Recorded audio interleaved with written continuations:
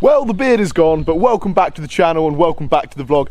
I didn't even realise it was a Goodwood Saywell Track day today. So the car's dirty, but we're going to take it anyway. Let's head to Goodwood because we're running very late and see what cars Goodwood Saywell Track day has to offer. I'm pretty excited and I'm hoping my camera's got enough battery because this was really last minute and very unplanned and I've got to get there quite quick. So we need to turn this thing on, hear that lovely cold start on the GTR, warm it up, get some petrol and head to Goodwood. And I look really weird with that beard, and I'm hoping with that beard the double chin's going to convince me to lose a bit of weight. But anyway, let's go to Noise Shark, get her in the car, and drag her to a car event again.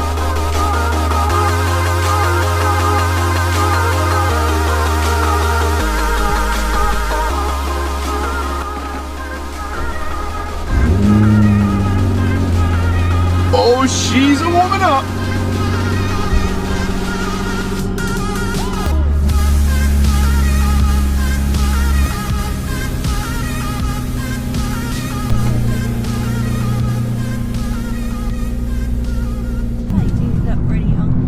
I know, like my face, honestly, like I shaved my beard and within sort of like 3 minutes, yeah, it's because of the, we're in comfort mode, believe it or not. The suspension in this thing is hideous.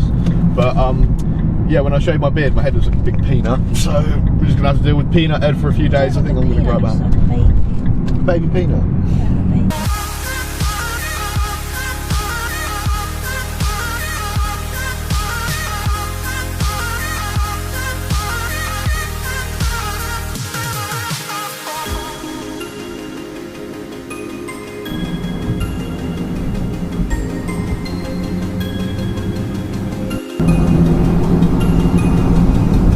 Busting out the carbon fibre aviators, mate, because it's sunny.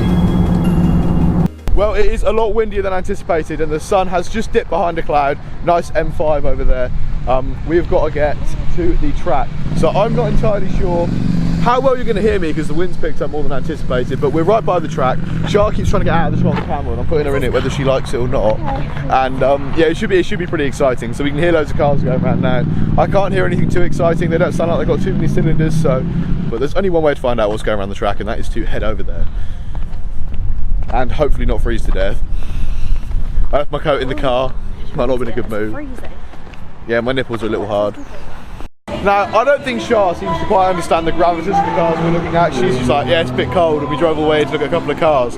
But without further ado, I thought I'd open the rest of the vlog at what is probably the heart of the event, because Pagani Zonda, really, that's enough said in my opinion. Followed by a LaFerrari. I don't believe it's an Aperta, but it is still an absolutely awesome car. F12 TDF, Huracan Performante, Aventador S, Aventador SV. Well, I really want an SV. Got sworn one that I want an SVJ, really.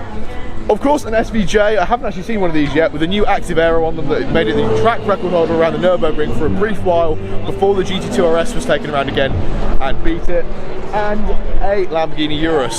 All of these are absolutely insane specs. I love the centre locks on the SV. They're absolutely awesome. SVJ rather, and it's just insane. But let's get some close-ups. Let's get some B-roll and make this video absolutely awesome.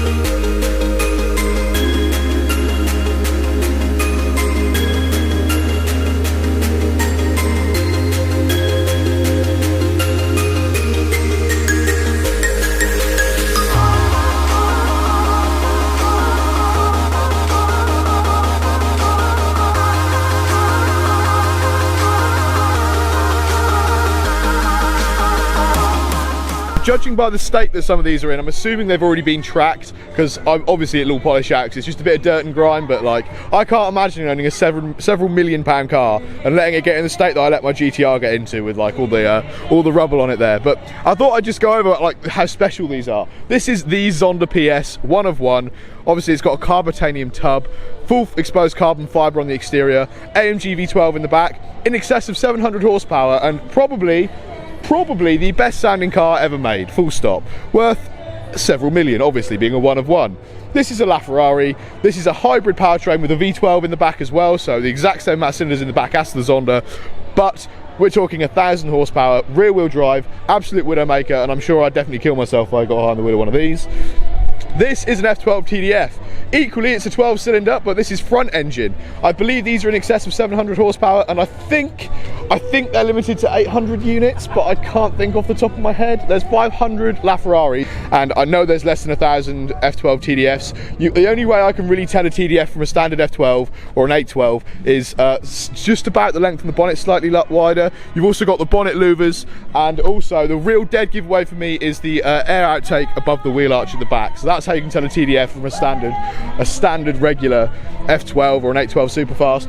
Huracan Performante V10, so we're talking 2 less cylinders than the rest we've looked at so far. It's still pretty cool though, because we've got active aero, and when it was released, it was briefly the Nürburgring record holder. And I think the time was something like 6 minutes and 52 seconds, which was ridiculously fast. Next to that, we have the Aventador S. These aren't limited, I think you can order as many of these as you want. Again, V12, 6.5 litre, naturally aspirated rear engine, and this hasn't got active aero, but sounds epic. If I could have any Aventador, I'd probably have an SV because they sound nicer.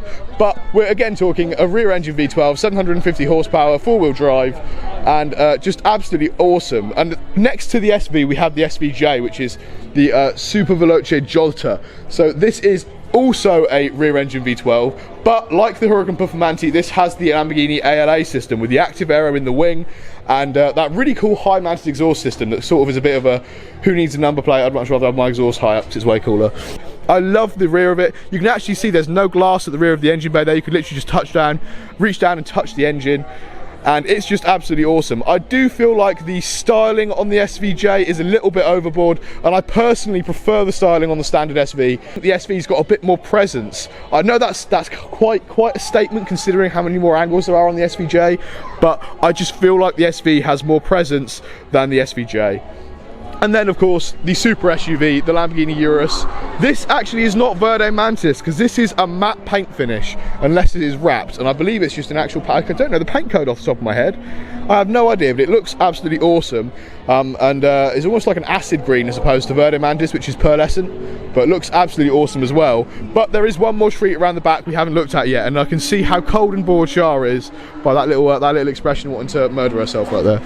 Now, walking around the back, the first thing I saw was a 918, and ironically the first thing Shah saw was actually an GTR, so at least I've got her swayed on the GTR fanboy wagon. But look at this, with those acid green accents, hybrid powertrain, rear engine, just absolutely epic. 0 to 60 in 2.7 seconds, sounds familiar because that's of course how fast my car is. Not that it's quite in the same league. Aerial Nomad, that's awesome. I don't think I've actually seen one of these in real life before, but that was going around the track a minute ago. That is absolutely epic. That is a standard Aventador there, I believe, or is it an S? No, it's a standard Aventador 700-4. Yep, that is a standard Aventador. That's just some sick cars. 600 LT, I've seen 2 of these. Mercedes AMG GTR. And just look at the 918. Like, what is going on? Huracan 488 R34 GTR, which I absolutely loved over there. There's a Gallardo over there with a very strange aftermarket body kit on it. That looks awesome, actually. 675 LT GT3 RS. And I also believe, I don't know where it's gone, I've got to try and find it, there was a 488 Pista. I have not seen one of these yet either. There's just some sick cars here, absolutely awesome. But I do love that R34 Skyline over there, that is epic. And there's the other 600 LT.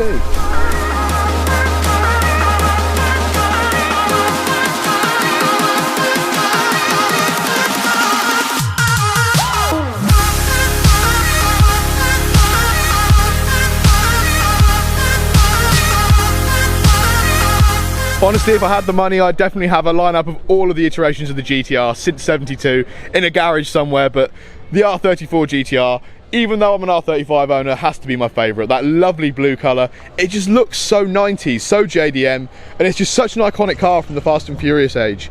It's just absolutely sick. I love the rear on this. I think this is a V-Spec too, but don't quote me on that, I'm not that brilliant with them. But look at it, absolutely gorgeous. I can't quite get over how nice this thing looks. 4-wheel drive, straight 6 in the front with a couple of turbochargers. What more could you ever want out of a car? I believe this is one of the Vanquish Zagatos. I don't know which one, and I'm not actually entirely sure anything about them really. I know it's incredibly rare. Like, I was not expecting to see anything this ridiculous. I mean, the Zonda was a treat, but this is, in terms of rarity, this is just absolutely obscene. And I love the gold accents on the wheels, and the rear headlights, or rear tail lights, are just obscene, and kind of are overtowering the Pista, to be honest, in how cool it looks. Don't know if these are standard, but carbon fibre wheels on your 488 Pista is definitely an awesome flex. I'm assuming it's a standard option, and I have no idea what you do if you curb them, because they're just gonna crack, and you'd have to just kill yourself because you've ruined your carbon fibre wheels. But I'm sure their weight saving and well, overall aesthetic is genuinely worth it if they're an aftermarket option. But it's just such an aggressive car. Like, in all honesty, I actually really like the look of the new F8 Tributo they've just announced, but this thing is just very clean looking, and I absolutely love it.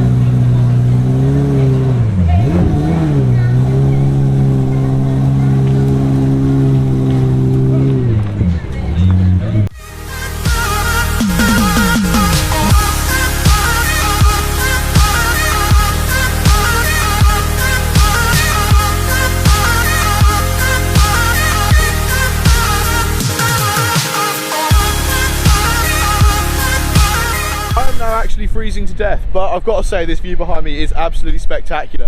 We have in the front row an Aventador S, an SV and an SVJ, because why not all the new Aventadors all at once. The Zonda's down there as well, next to the F12 TDF. Behind that we have a 918, a Porsche Cup car, not actually sure what it is, but it looks awesome. Lamborghini Urus, Huracan Performante, a LaFerrari, and it was quite interesting because we heard the SV and the SVJ all start up in unison. I could sort of compare the noises, and I actually was pleasantly surprised by how smooth and loud the SVJ sounded next to the SV and the standard S. So.